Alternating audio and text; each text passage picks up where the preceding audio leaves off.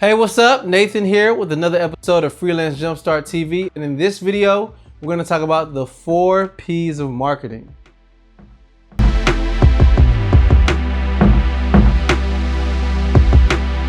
I remember when I first heard what the 4 P's of marketing were. They seemed very simple, but at the same time, they seemed very essential. So the 4 P's of marketing is simply this. It's product, price, place, and promotion. So those are the 4 P's of marketing. When you're really trying to plan out any type of marketing plan, you need to make sure to have those 4 pillars to make sure that your marketing plan has at the least considered the minimum assets you need to consider. Another thing I realized about the 4 P's of marketing is they were very adaptable to the life of a freelancer. So if you're a freelancer and you're wondering, where do I start with my marketing? How can I get started? What do I need to have at the bare minimum? These 4 things are the bare minimum of what you need to have any type of marketing plan. We've talked about marketing pretty heavily, and then now we're to the point to where you need to put pen to paper and write out an actionable plan so you can make sure to get these things done.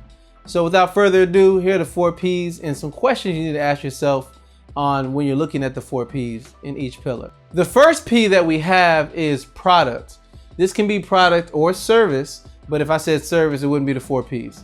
You need to ask yourself these questions when it comes to evaluating your product. In other words, when it comes to evaluating what you have to offer that's of value, here are some questions you need to ask yourself. You need to ask yourself, what is the name of your product or your service? In a previous video, I talked about how to choose a business name. Those very same principles apply to how to choose a specific name for your business or a product if you're developing one, or a service. You need to ask yourself that question. You need to ask yourself, what type of product or service are you going to provide?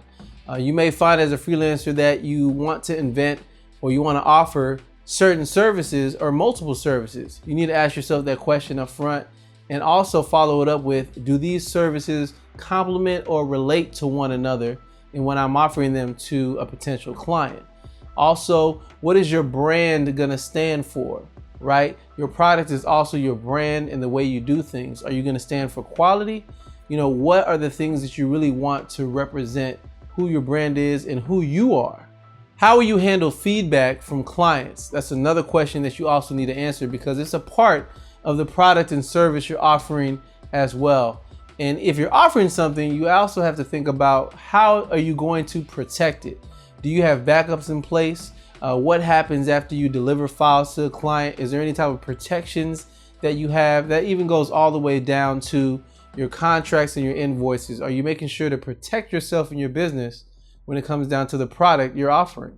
This brings us to the second P, which is price. Pricing is one of my most favorite things to talk about, but it also can be a little tricky if you're not aware of what's out there.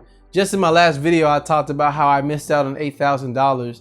That also had to do with the fact that I didn't properly ask myself the right pricing questions before freelancing. But that's why I'm here, so I can ask you those questions now.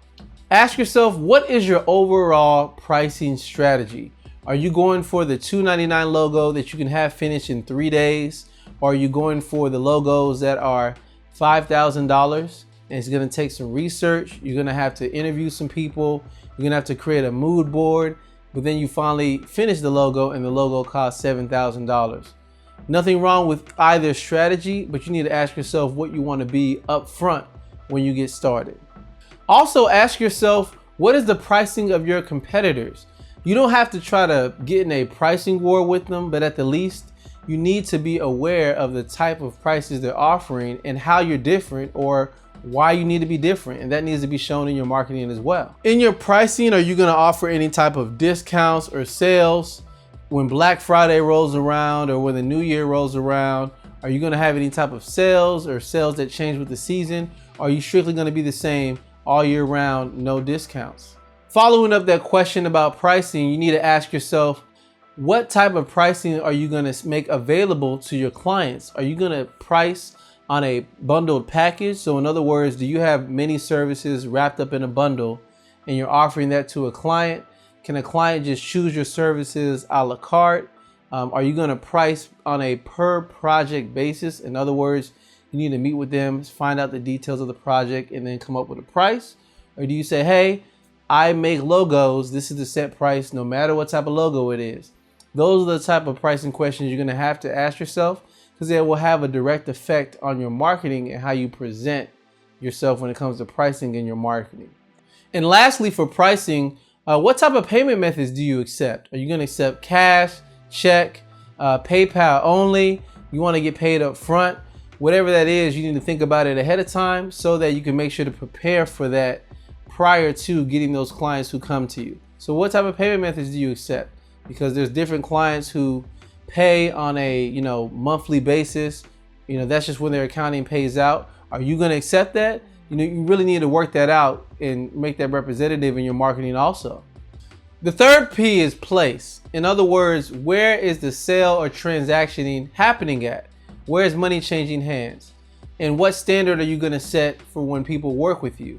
So in other words, are you willing to talk to people on a Skype call? Do you do email only? Are you willing to meet people in person? Do you accept phone calls? You really need to ask yourself, what place or places am I going to be interacting with my client base? This also has to do with where people can find you.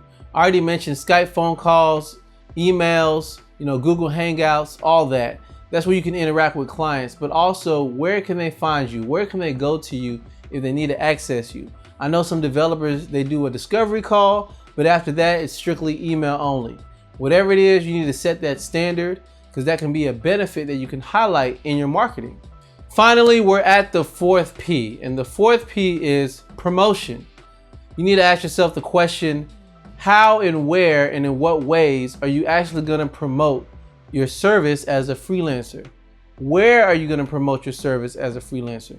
What platforms do you want to use? Are you going to get your clients through Instagram, Facebook, Twitter?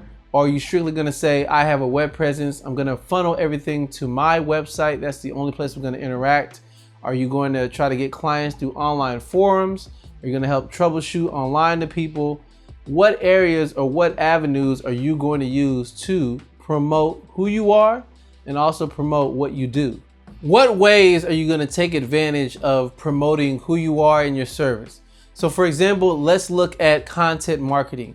Are you going to be someone who creates content, whether it's infographics, whether it's design mock-ups and challenges that you make for yourself, whether you blog on a consistent basis, whether you make videos, whatever it is that you do, that would fall under content marketing, and that can be used as a way to promote your services. You have to ask yourself, is that the avenue you're going to take, and prepare yourself accordingly to do so. Another method would be relationship marketing. You have to ask yourself, do you want to participate in relationship marketing? That's reaching out to people, talking to them, and seeing what you have in common or seeing how you can help one another. And as they learn of you, they'll think of you and contact you for your services. Relationship marketing takes longer, is a bigger time investment, but also you have to be very strategic on who you talk to, when you talk to them, and how often you speak with them. Pretty much networking, but a little more methodical than the arbitrary type of networking. Is that something you want to pursue? That's a question you have to ask yourself. The plan of attack of how you want to promote your services and who you are and what you have to offer. What we just covered was a quick overview of the 4 P's of marketing. Now, there are some people who say the 4 P's are outdated. I definitely would disagree with that. If you've never done the 4 P's of marketing before, I would say start today. Start writing those down today. If you've never developed a marketing plan before, start today. If you're wondering, how come I'm kind of shooting in the dark? I'm not really getting results from my freelance marketing. Nobody knows about me. I thought I would have more clients. This may be an area you need to come back to and reevaluate and ask yourself, at the least, did I nail down these 4 things? Because they're still very relevant to the life of any business and very relevant to the life of any freelancer. It's the minimum. We've covered a good bit of ground in these videos about marketing. As I mentioned, everything from trust to building an audience to targeting that specific audience and making sure that you describe yourself and have the right perception in people's eyes. But this is the part where it really takes action to write down a plan. Thank you for checking out this video. In the next video, we're going to cover something called the SAVE framework. The SAVE framework is an acronym. It's like the 4 Ps on steroids or the 4 Ps reloaded, but I can't say they're the 4 Ps because it's called SAVE, so it's different. But that's the next step to the 4 Ps. So I would say take some time, as I mentioned, write down these 4 pillars and essentials and answer some of the questions that I gave. Because in the next video, we're pretty much gonna build upon that. And if you wrote some things down, you're gonna have your marketing plan finished already. Look at that. If you have not done so yet, definitely subscribe so you can get more great videos like these. But also subscribing lets me know that I'm making the right content. And also you can give a thumbs up on this video to let me know I'm making the right content. I don't mind adjusting course if I need to adjust, but I want to make sure that you all get the videos as soon as possible, as quick as possible. And whenever I upload a new one, you're notified immediately. And that's what you can get when you subscribe. As always, I'm available at multiple places, whether it be my Facebook page, whether it's my Twitter profile, whatever you see fit, reach out to me. I'd love to talk to you and hear about what you have to say, whether it's about this video or any of my previous videos that I've done. And I guess I'll also say this, some people don't know this, but I am on iTunes. You can go to nathanallotey.com/iTunes. It'll take you directly to my iTunes page. If you can, leave a quick review. Let me know. I appreciate those reviews. That helps me show up more so I can help more people. And if I help more people become better freelancers, then we all can elevate the perception of freelancers in everybody's eyes, which is better for everybody. Until then, I will catch you in the next video. See ya.